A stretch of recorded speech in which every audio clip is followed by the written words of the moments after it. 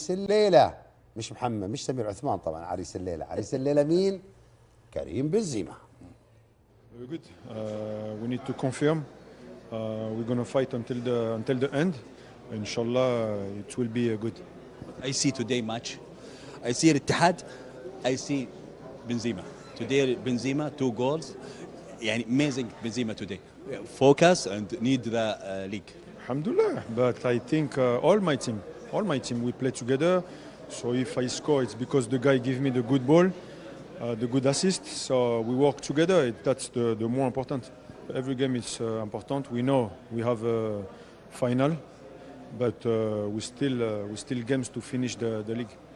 Why? I know any play you can't discharge, but why you discharge today in the match? Why you change today? Change because I'm tired. Yeah, tired.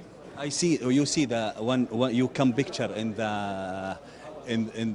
league or in the stadium. All the fans, Yeah. Benzema. Yeah, it's very good. I'm happy. I see you smile. Yeah, I'm happy.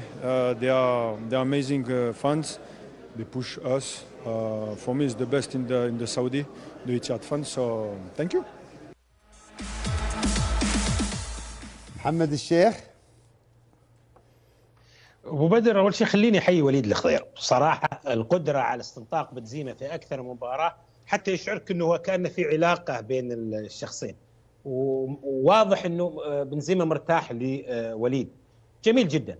وليد مركز على امور خارج الاسئله الاعتياديه. خليني اجي لبنزيما.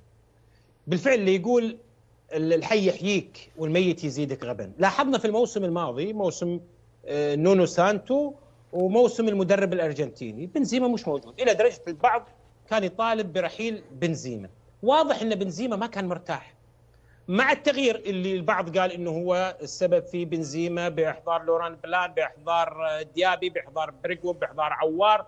شفنا بنزيما مش على المستوى الفني بس، لا المستوى الفني في اعلى تصاعده. قائد. شفناه على المستوى القيادي. صحيح. على المستوى القيادي قاعد يقود المجموعه، وشفناه على مستوى الروح. اللاعب ما يبي ينهزم، اللاعب ما يبغى الرتم ينزل، اللاعب.